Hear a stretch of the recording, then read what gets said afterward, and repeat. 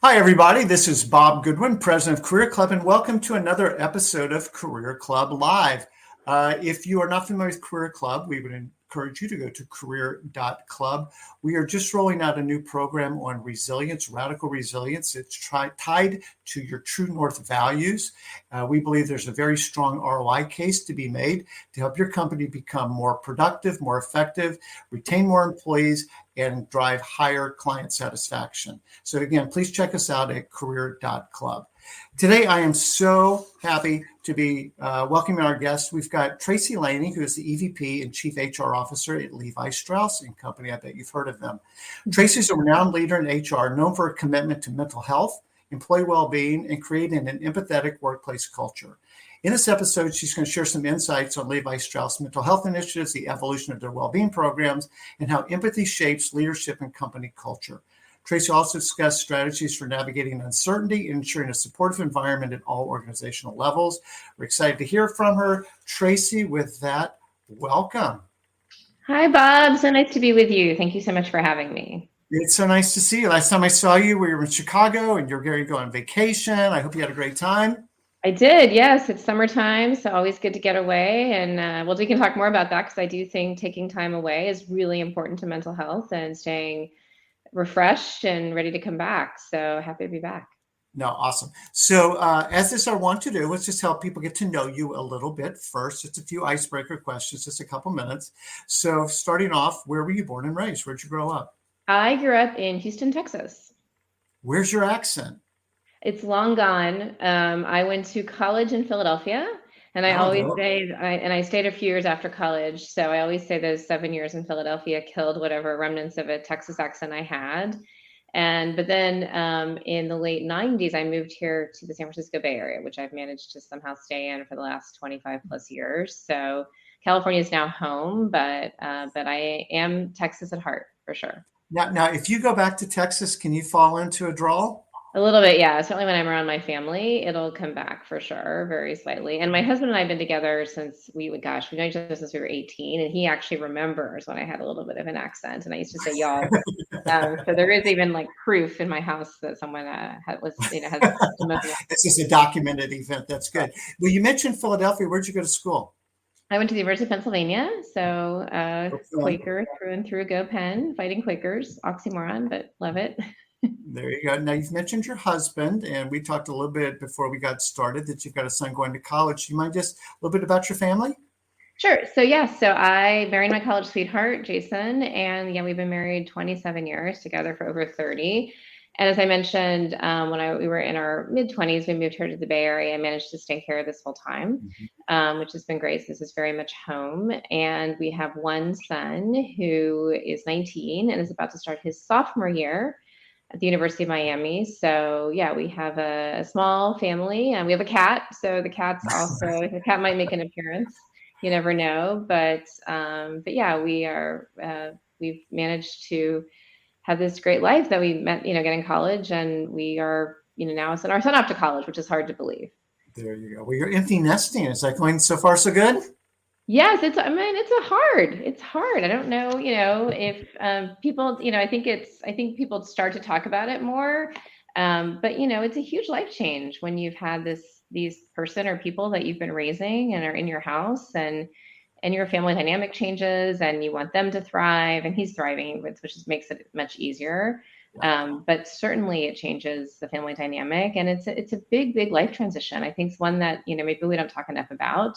Like a lot of life transitions, we talk about people having kids, and then when their kids launch, it changes things. And so I think, part of what I think about a lot in my role is how we support people at every life stage.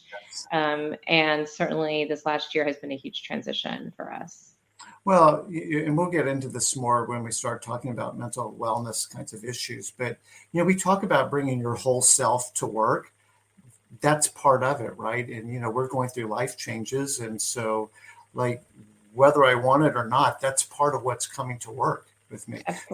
Not super quick, but do you mind kind of painting a picture of your career arc? You're somewhere near the pinnacle of your profession, but how did you get there?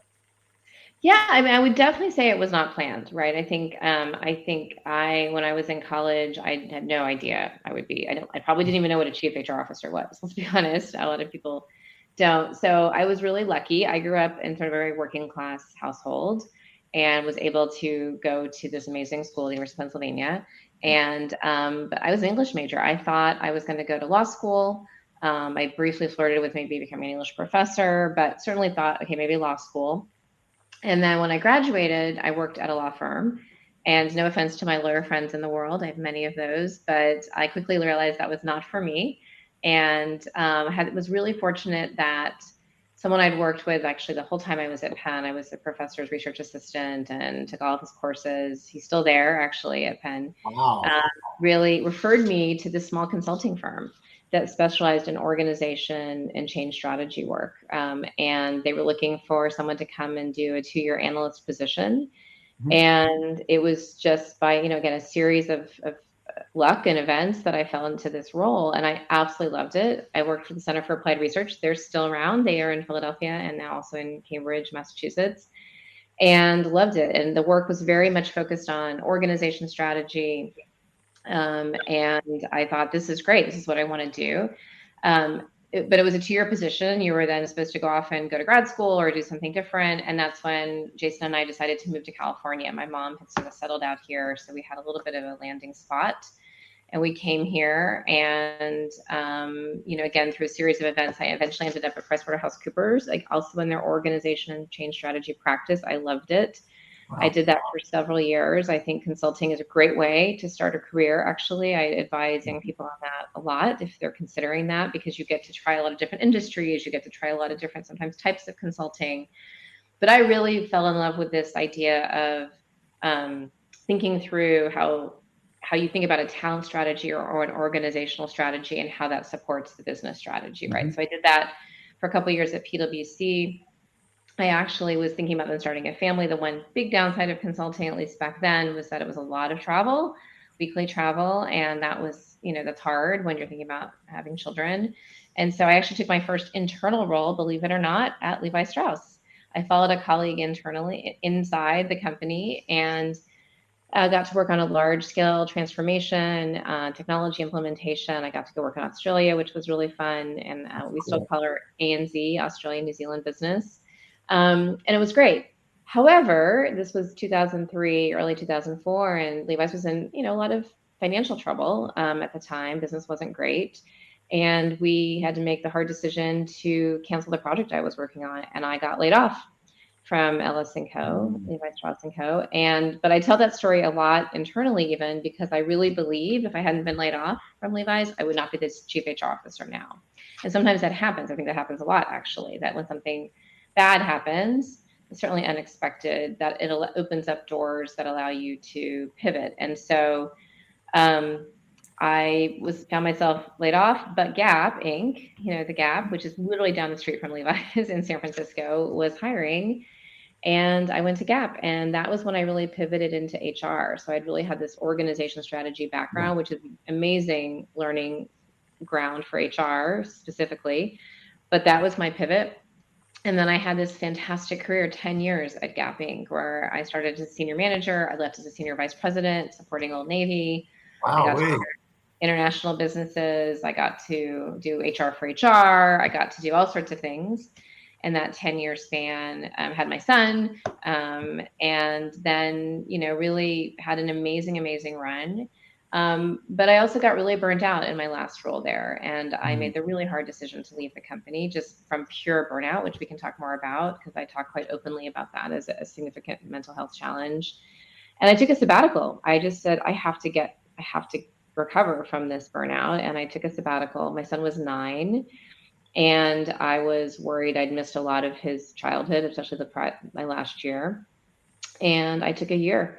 And then, as often happens, I think when you take time to focus on yourself, good things come. And that's when I got my first chief HR officer role at Shutterfly, which is a great company focused on helping people share life's joy. I did that for 5 years, did a big acquisition there, took the company private.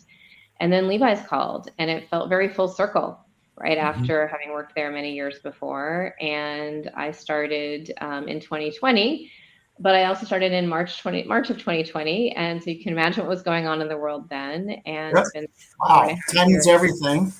Exactly. So that's a little bit about me and the career I've had that takes us up to date. And yeah, I've been at Levi's almost 4.5 years, and certainly been an amazing time to be here, and also a challenging time as we've all been going through these last couple I of think, years. as I promised you, this would be an organic conversation. So you've opened up a few doors down this hallway that I want to kind of go through. Sure.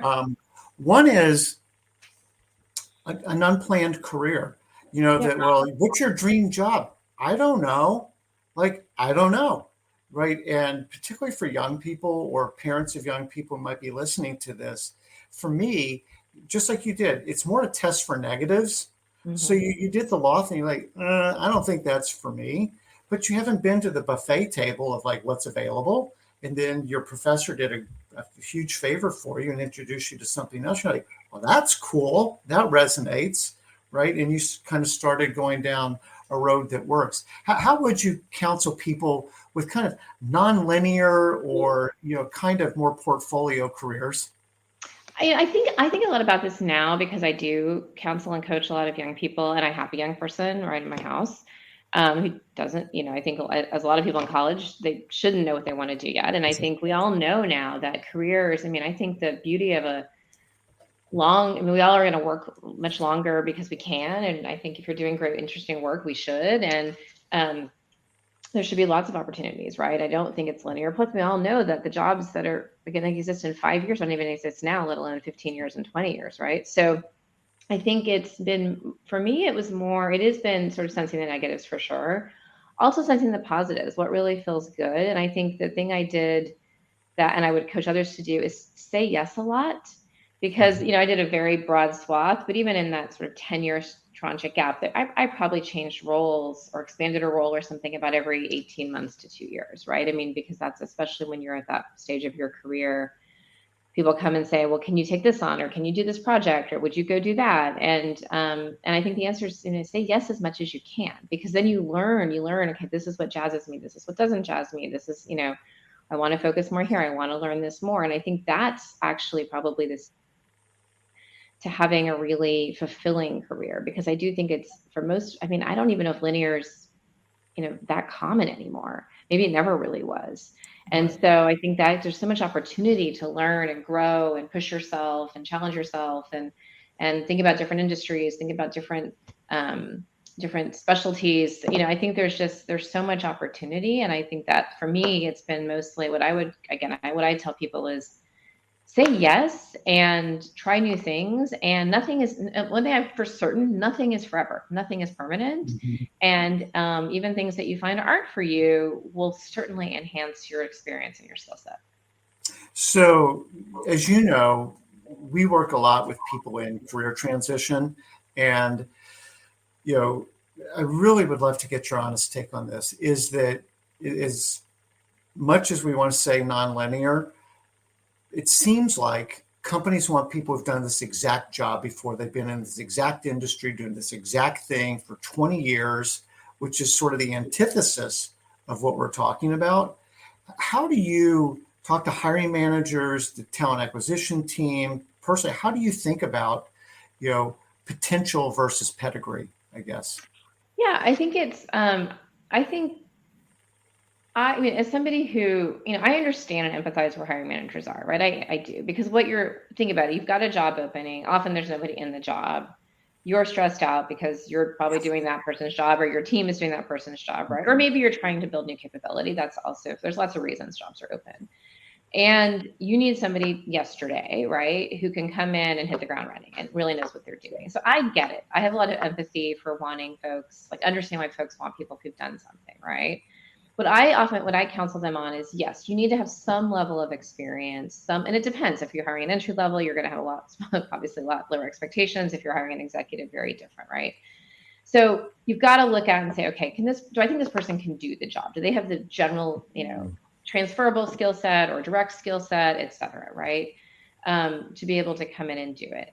And do they have the mindset to do it? Do they, have they shown that they can, especially as something is newer for them and they haven't necessarily checked all those boxes, have they shown they can easily transfer an experience, or they are curious and can hit the ground running and in their own way because they're just going to come in and understand. I mean, I think about sometimes, people that I love, and we're just finishing up our internship summer, right? That like, I love working with interns because they've never done any of these things most of the time, right? And it's amazing how much they come in and contribute in 8 weeks, right? And that to me is a good reminder for all of us that like, if I can hire somebody who's like 3 years into college, who's never worked in a corporate environment, and they can come in and hit the ground running and deliver tremendous value on a project in 8 weeks, then anybody can do that, right? And so I think it really is about, looking at sort of the person and what they've done and kind of how they think about the work, and do they have a curious mind?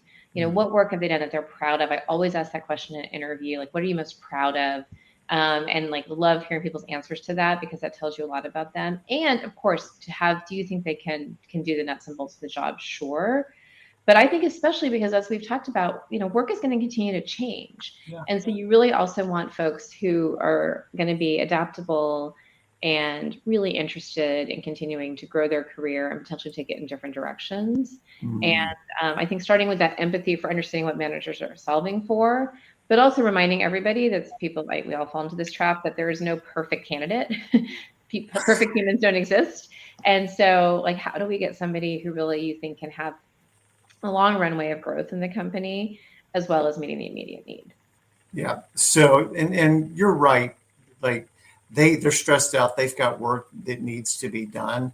And yet at the same time, you want people who are really interested in the job and want to grow in the job, right? And like, they really want to sink their teeth into it. And yeah, it's great having leaders like you that kind of can, as you said, empathetically kind of help reframe this a little bit. I'd love to get your take. One of the ways, and you just gave me an idea. I speak in alliteration, Tracy, so this is using P's. But when we're coaching clients on interviewing, I've been talking about 3 P's. There's proficiency. Can you do the work? Right? That's table stakes. Can you do the work? And to your point, 8 out of 10 of the things, like, we're okay. Like, if you need to learn a couple other things. The second P is passion. Do you care about what we do, why we do, who we serve, some element of the company, the role, the mission that you're genuinely excited about? The third P is personality. Like, are you going to be somebody that will work well with others? Are you collaborative? Do you bring something to the team? Not are you a good fit, because I think that's got a little bit of baggage, but are you a values fit, cultural add? But are there things about you that you're going to be a good person on the team? I just added a 4th P though, based on what you were talking about, which is potential. Yeah. And potential to grow into the role, and somebody that we can continue to build the business around. Does that model work for you, or what would you comment on that? No, I think it's a great model, actually. I think we have the privilege. We talk a lot about passion, actually, because Levi's is an amazing company, right? An iconic brand, one of the most iconic brands in the world to be, and I don't think I'm overstating that. I think the data would bear that out. And when folks want to come work with us, no matter what role, whether they're in human resources or they're actually designing, or they're in our stores where most of our employees work, I think that what often we hear, either sort of unsolicited or we'll ask about it, is, what is your Levi story? People tend to have a Levi story, right? Of where they, an affinity, or how they think about sort of the iconic moments in the world history that Levi's were a part of. And so I think that very much comes through, and we look for people who have that, as well as a passion for whatever their specific role or where their focus area might be, right? And I do think those are absolutely keys, and that's how. And I think also for candidates, as they're in the workplace, how are they evaluating? Is this a good fit, right? So I guess I'd be curious, as you think about this, what are they assessing in terms of the personalities of the people they're working on, how much potential the company has for them, how much is it a good match in that way? Because I do think at the end of the day, when you're hiring people, what you want is the closest match you can find, right? Where this really fits with both what the company is looking for, but also importantly, what the person is looking for, because we know that if there's a mismatch on one of those, then it won't ultimately be, a great match from an employer perspective. I was leading a fairly large group call before our call today with job seekers. And it's part of what we were talking about, Tracy. I so much appreciate you bringing this up. There's mutual due diligence going on, because the last thing you want to do is take a job where it's not going to be a good fit. And part of my language, Sunday night sucks. It's like, oh crap, I got to go back there again. It's like, yeah, you check the box that you got a job, but maybe we'll kind of segue into mental health here in a second. But if your job is stressing you out and it's not a good fit, that is hugely problematic. Totally. Right? Absolutely. And I want to pick up, when you talked about being burned out, what does burned out mean to you? Gosh, I mean, so I think this is, there's professionals who could give the definition better than I could, but I think that, we talk a lot about this the last few years. I think, that's a word, burnout gets thrown around a lot. And I think I'll tell you about my own personal experience was, I think for those of us who, especially, I mentioned I came out of consulting, I've always worked really hard. I've been able to work long hours and sort of prided myself on that. Plus, still balance family life and all the other priorities. And, I think especially for folks like me, I would say I had, and I probably still do have pride myself in having a pretty high capacity for work, being able to take, I think, especially anyone in these jobs, you have to. However, without recovery time, without rest time, without stepping away time, that accumulates. It really does, right? I think when you talk about burnout, it's that there has been no rest and recovery. It's just the constant always on for days on end, hours on end, no end in sight, actually, which just leads to severe exhaustion, but really just the feeling that like at some point, I can't do this anymore, right? I cannot do this one more day.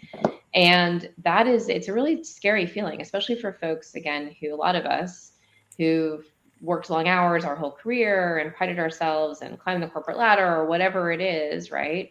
And then all of a sudden, one day, some of those skills you've had just to keep going, put my head down, just fail you because your body and your mind are saying, I can't do this anymore. That's right. There's just not any more to give. And we know we see it in multiple settings, not just work settings. We see it with people who are taking care of loved ones and caregiving and parenting and all sorts of things. And I think it's a real challenge. And so for me, it was so severe that I basically had to step away completely. I really said, I'm going to take at least 6 months, probably a year, essentially, just walk away from my job and try to get myself back into a healthy, situation. And that is, and I don't recommend that. It's not, and I was lucky I had the financial means to be able to do that. Most people don't. And so I think that is an important lesson. And it's interesting, right? This happened about 10 years ago. And since then I've had 2 chief HR officer jobs that are, are arguably much more stressful than even the role I was in, which was, a challenging executive role. But because I went through that experience and I understand how to take care of myself better, like how to, basically the daily routine of just, making sure I'm getting enough sleep and making sure I'm getting, as much exercise as I can, which is not just a walk around the block even, or drinking enough water or eating healthy foods, making sure I really unplug on the weekends, take vacation time, all these things that we all know now. Even 10 years ago, we didn't talk about this. I will say one of the things a gift that happened to me at that moment. So I don't know if you're familiar with Arianna Huffington and her company Thrive Global, who we're actually close partners with here at Ellis & Co. So now I've gotten to know Arianna quite well, and it's a great partnership. But 10 years ago, I just knew her from being a public person. And right when this was happening to me, she published her first book, Thrive, her first book on she's other books, but Thrive, about her own experience essentially with burnout.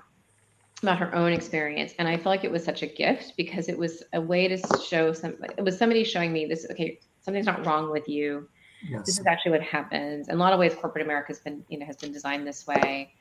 And there's another path, right? Which led her to then years later start a company. And then who knew, many years later we'd start to work together. But it was, and I've told her this, like, this is such a gift because it felt like, okay, I'm not alone, right? And so this is why I'm so passionate about talking about mental health issues of all sorts, because I think, we have to destigmatize what's actually been happening, in the world for a long time. And I think the pandemic shed a light, for better or worse, on these mental health issues, in some ways exacerbating them because of the isolation and the stress, et cetera, but also letting people into our homes. I mean, you're seeing me at my house right now, in a way that we hadn't before. And so for me, this is something that I'm really passionate about, because I feel like, as a human being, we're always going to deal with a mental health issue in our lifetime. It just is. It's just part of being human. And we often didn't talk about that in the workplace. And we did that at, I think, employees' peril. And I think, we've really, especially at Levi Strauss & Co., have tried to shift that and be much more open about it, and then meet people where they are to offer resources that we need, so that whether that's starting with the destigmatization of it, people being really open about their own challenges to the degree that they want to, and then providing support mechanisms so folks can take care of themselves and their families, has been really important. Because certainly, it's something I've had my own personal experience, but I've also had many people on my team who've had similar experiences. And again, whatever it is, we need to make sure we're meeting people and supporting them. So when you think that's amazing. And again, I just want to say thank you for being open about, like, no, this was a real thing. I had to tap out for a while and go sort of rebuild myself to be able to get back into the game. And I'm very thankful that it feels like in the current environment, it is more okay to do that. What are some of the things that you guys have done at Levi Strauss that you're seeing and getting the feedback that this is meaningfully helping people?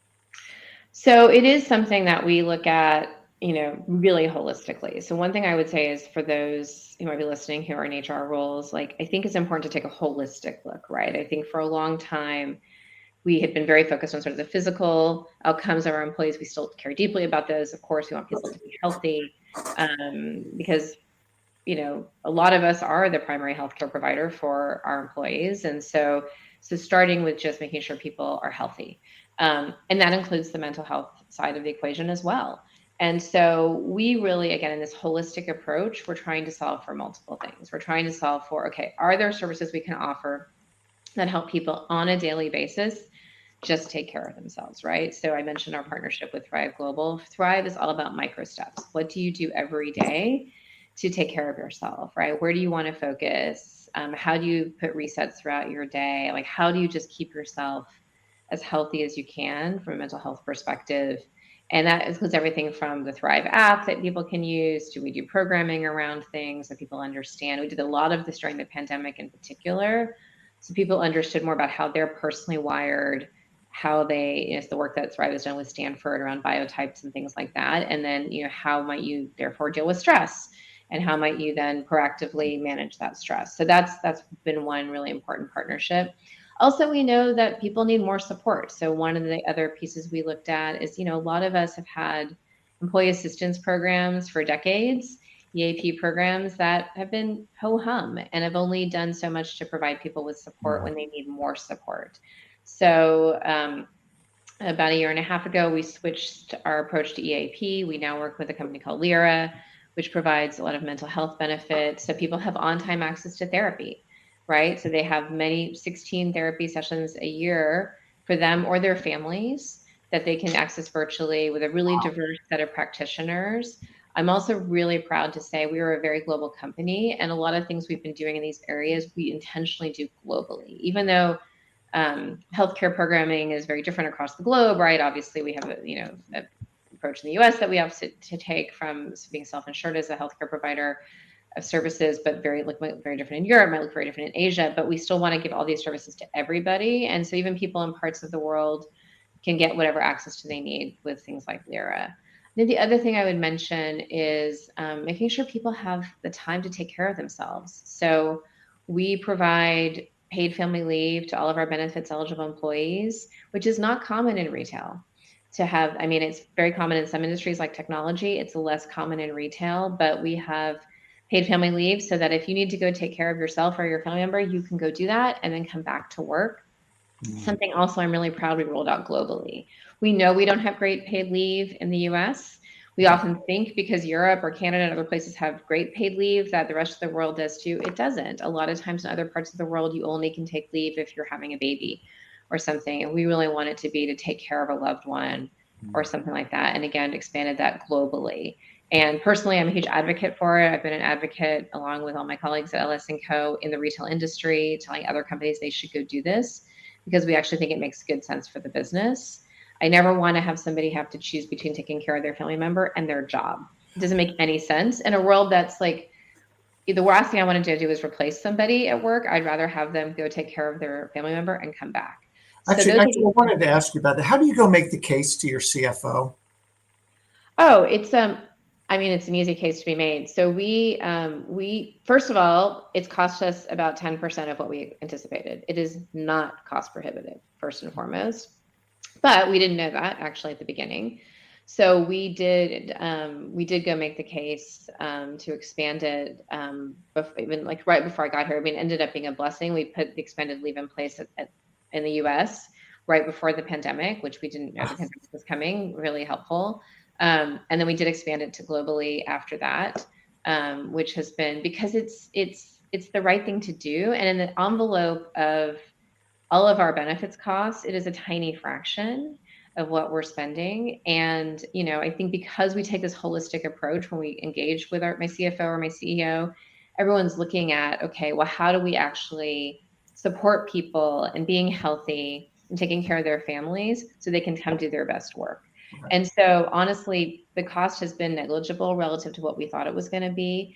And that doesn't even factor in, okay, what's the alternative cost? The alternative cost is replacing somebody, right? If someone chooses to leave, then you've got a turnover cost, et cetera, which we didn't even really have to factor in because there was support, because it very much is aligned with also our values as a company. So I think that's the other thing I would say is LS & Co. is a very values-driven organization. We actually have empathy as a value, and this very much felt like it aligned with how do we show up with empathy for our employees.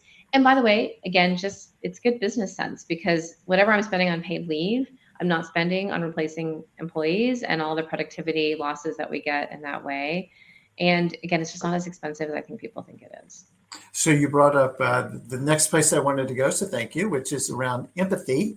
And maybe we could, I don't want to go in a weird direction, but remember when we had the manager that has an open role and work isn't getting done and he or she's freaking out on like, I need to get this work done. And now we've got a situation where we've got an employee who has personal needs and things that are going on in his or her life that like are impacting their ability to come in and do work. How do I balance empathy with the needs of the business if in fact those are opposing things? Yeah, I think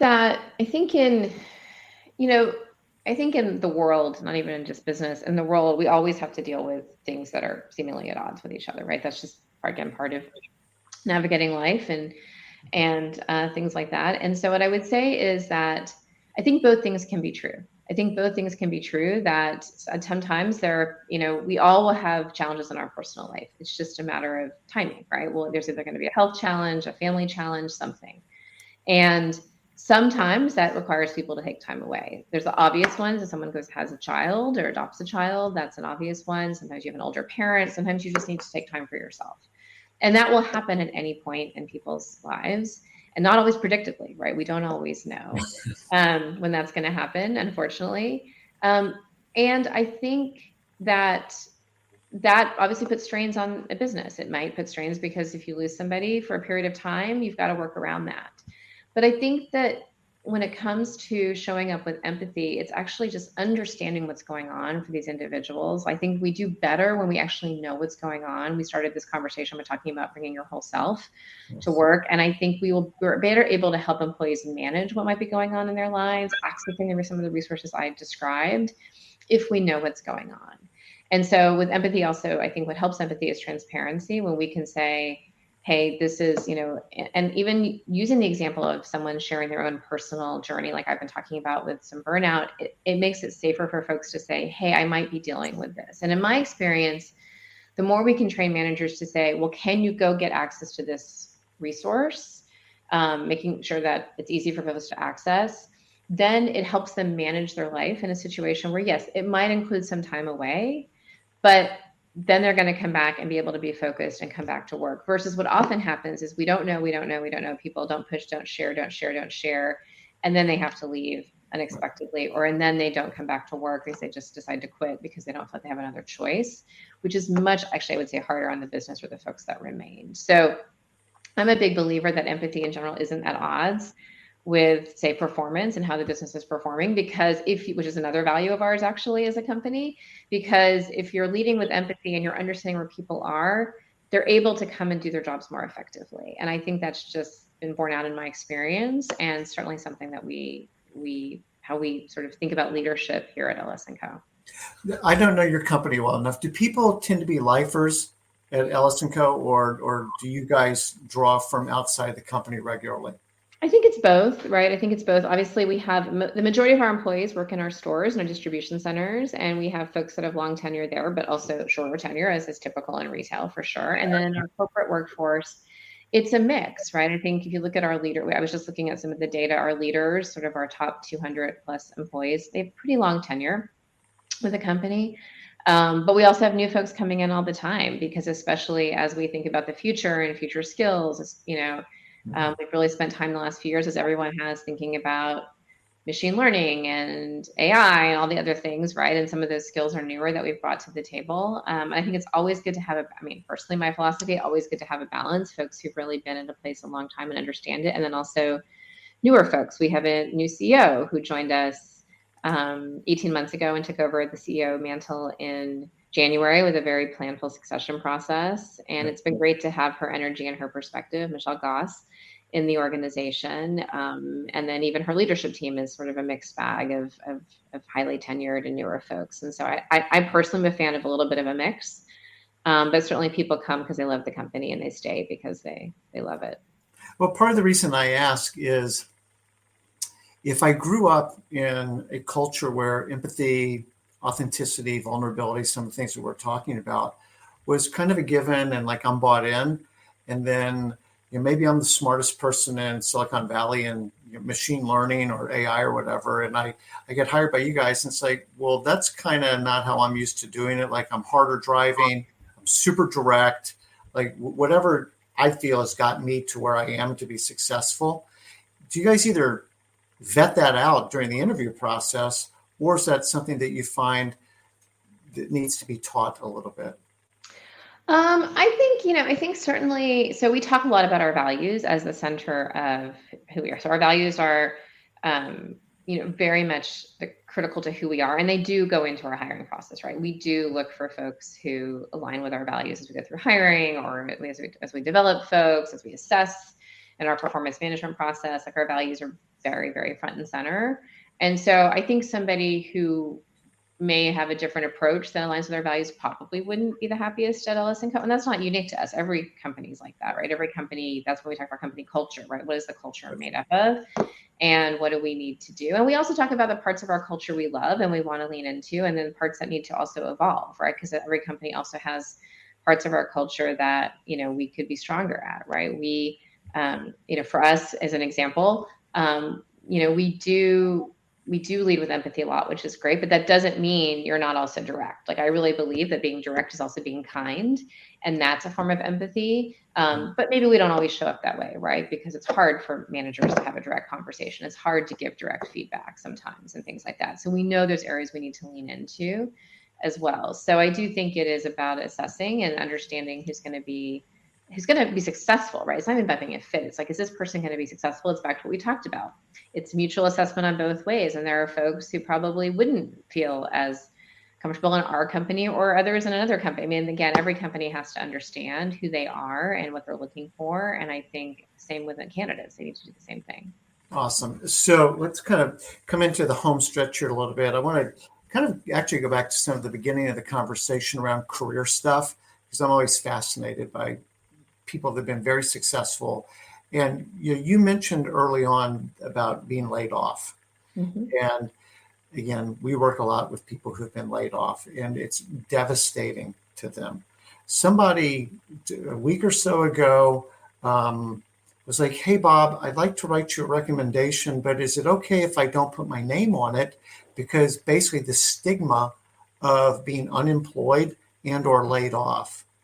And I'm like, wow, like that makes me sad that Mhm. she's carrying that around. Like she's done something wrong or somehow. What would you say to somebody that is feeling guilty, shameful, whatever, about losing their job through a layoff? It is really sad. And I would first start saying, I understand why people feel that way. I know I felt that way. It does feel like, because you don't have much control, right? It happens to you. You don't have a lot of control in that situation. And so, and there is a lot of shame and stigma around it. I would also say, as an HR professional, do your best to let that go, because it would be unusual and unlikely that any of us go through our entire career without being laid off or losing a job, not of our own decision, right? It's just not common. I mean, at some point it's going to happen to everybody. And I've had folks who've gotten much further in their career who I've had to personally lay off and watch their reaction and watch the stigma, even folks in HR who've laid off. I mean, the challenge with being in my role is, unfortunately, I've had to lay off a lot of people in my career. And what I can tell you is that it isn't personal. I mean, it really isn't. I mean, it's a company making a hard decision, the hardest decision we ever have to make, and something I don't take lightly. And every time I do it, it's very hard. But it is definitely not about any one individual, and it's not reflection of that individual. So as much as you can release that shame, the better off you're going to be, and to not carry that around, because again, it happens to everybody. And so, I think, and to use that opportunity when it happens, and this is now your world of assessing, is this what I want to keep doing? Is this a moment to pivot? Is this a moment to double down? Is this a moment to go do something different or get some more education or whatever those things are? I mean, I, it's a transition that may not be completely feel pleasant, but transitions provide opportunities, right? They just do. And I love looking at LinkedIn and seeing people who I know been laid off and where they land and what interesting things they're doing or what they're doing in the meantime. I mean, it's really fascinating. And there's so much richness to that experience, that I think is available to folks. But I think the first step is to say, look, don't carry that with you, because unfortunately, it's a sort of a fact of a working life that will happen to us at least once, most likely. No, and that's exactly right. And you know, we teach people that I really appreciate what you said about letting it go. That's actually almost the exact phrase that we use. We have a little acrostic about keeping even keel. Know that you're going to land. Emotional ups and downs are part of the ride. Expect the best from yourself and from other people, and let it go. Even if you're right, you have to let it go, because anger often is also an emotion that people have. And the other thing that you said is what we would call benefit finding. Mm-hmm. So I wouldn't have chosen this for myself, but now that I'm here, you know what? I worked at that company for 14 years. Is that really like I was in a rut? I wasn't growing. You know, their values were starting to separate from mine, and nobody's right or wrong, just is. Um, Taking care of an aging parent. Mm-hmm. I mean, there's so many things. If you're looking to how can I make this something positive, it can be if you will let it be. Right. But there needs to be an intentionality And around you that. can't always see it yet. Like, you'll see it in hindsight. You can't. I mean, I say this all the time. I mean, who knew? I was liking my career doing org work. I got laid off from Levi's. I could never have predicted that almost 20 years later, I'd be back being the chief HR officer at that company. I mean, that was not even something I could have seen. Yeah. Right. But I knew that I really I'd worked a lot with the HR organizations, my last two, when I was in consulting. And so when the opportunity came at Gap, I thought, okay, that's great. I'll go learn this. I'll be more traditional HR, see if I like that. And then it turns out I loved it, and then ended up on this path, but I never could have known that. Right. And so there's just things that you can't see in the moment, and it doesn't always bring comfort. And those of us like to be planful and, feel like we're in control. But just know that you'll look back a few years, like whenever period later, and think, oh my gosh, I learned this, or I got to do that, or whatever that is because of this moment in time. And I'm not saying that to sugarcoat it. Or to take away how hard it is. It's very hard, but you just, you don't always know what's around the corner. It's I will tell you though, that is a very consistent experience. And also all the networking that goes on. I met so many nice people, right? Mm-hmm. And that I never would have met. I got to reconnect with people I wouldn't have reconnected with. And it actually kind of, in some ways, restores people's faith that there's so many nice people out there that didn't need to do something for me. And that turns into a pay it forward kind of a mindset. And it's like, I promise I will always take some nice phone call, whatever. I want to go back, two more questions. I want to go back to what you said, like one of your favorite questions to ask when you're interviewing is, if I heard you right, what's a success story? What's something that you're really proud of? Mm-hmm. What's the question behind the question? What are you looking for? I want to see how people respond and what they share. And sometimes I'll even say it doesn't have to be specifically work related. It doesn't have to. I mean, I love to actually ask young people this. I mean, I ask everybody this, but especially like for those people who are earlier in career, we'll often talk about an experience in college or younger, like, just because it can be part of a team they were on or something like that. What I'm looking for is the kind of work someone says they're proud of, like what did they do and why were they proud of it? The question behind the question is, tell me why. Tell me what made that a meaningful experience with you. And I'm not looking for one answer. It could be lots of things. It could be because I got to be really creative. It could be because I got to work with a great team and I love working with other people. It could be because I overcame a challenge. Lots and lots of reasons. I'm just really curious. And if what generally happens is the person physically changes, right? So they're in an interview and they're being, very buttoned up or very, and like their face will light up, right? If they actually can think of something. And I watch the physical change and then how they talk about what they're proud of. And to me, it's so instructive of kind of it really gets to some of the other things we've talked about, some of the other P's, like who's this person is, what lights them up, what gets them excited, kinds of things they really like to work on, why they like to work on those kinds of things. And again, it feels like a very universal question. I can ask it of anybody at any level, because in my role, I interview lots of people and across lots of different functions, sometimes for my own function, but lots of different parts of the business. And I get an insight into what lights them up. And I think that literally physically what lights them up. And I love to watch that. Now, it's funny you say that, because this is part of what we teach people is to have an appropriate level of confidence, right? It's not cockiness and it's not arrogance, but it's a grounded self-belief. And when people can get to that place, the way I say, sometimes it's like you can see the fever break. And then it's like they lean in like I just did, and you smile more, and there's more direct eye contact. You modulate differently. I'm using my hands now, right? I'm becoming more of a full human, not this interview candidate in this sort of contrived construct of a conversation, but like, oh, let me tell you. And it really does open people up. And I think that's cool. Last question.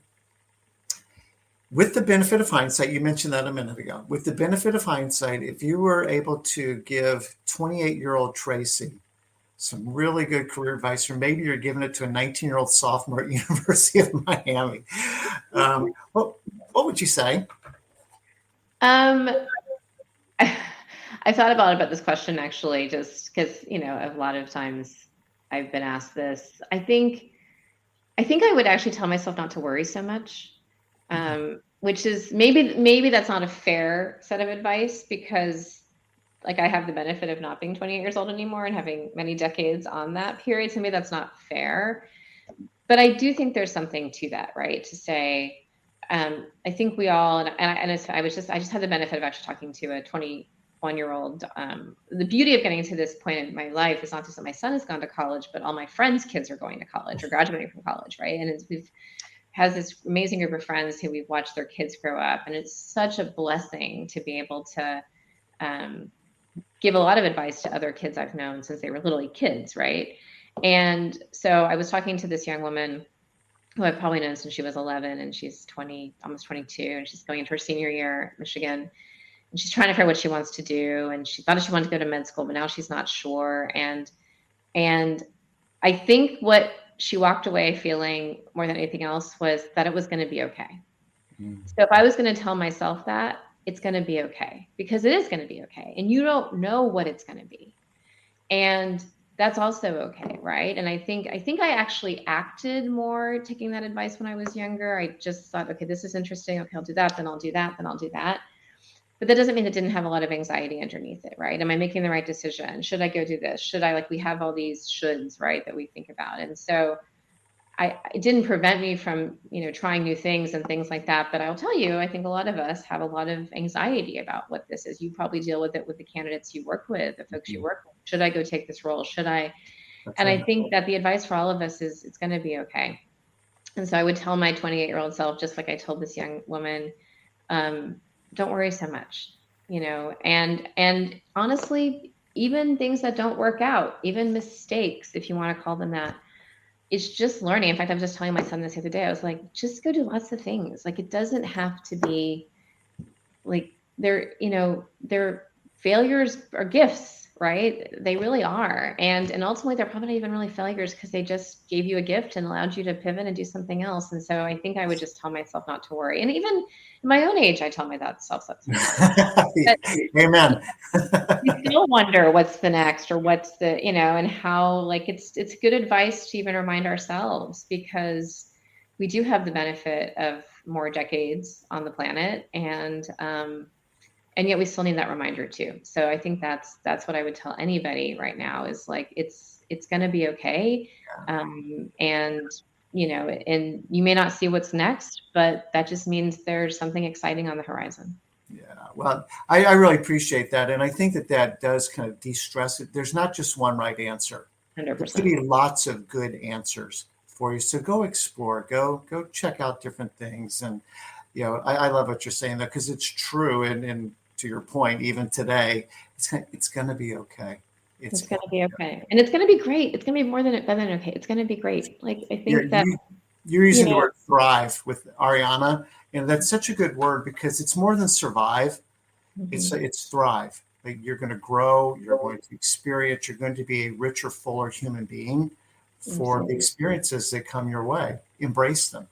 Absolutely. Because that's what life is. That's what we're here for, right? It's like this one, like, I love the Mary Oliver quote, what are you going to do with your one wild and precious life, right? That's a motto that I think we all could, remind ourselves of. And that means it's going to be winding and exciting, and sometimes not exciting, and sometimes scary, but it's what we get to do. And that's such a privilege and a blessing. Tracy, I can't end it on a better note than that. So I'm going to stop talking while the getting is good. Thank you so much. What a pleasure to have you. I really enjoyed our conversation today. Oh, I enjoyed it so much, Bob. Thank you so much. Truly, I really appreciate it. No, thank you. And for everybody who's taken a few minutes out of your day, I hope you enjoyed listening to Tracy as much as I did. Thank you for taking a few minutes. Rate and review on whatever your favorite podcast platform is. We look forward to seeing you next time. And Tracy, just thank you again. Very fun. Thanks so much.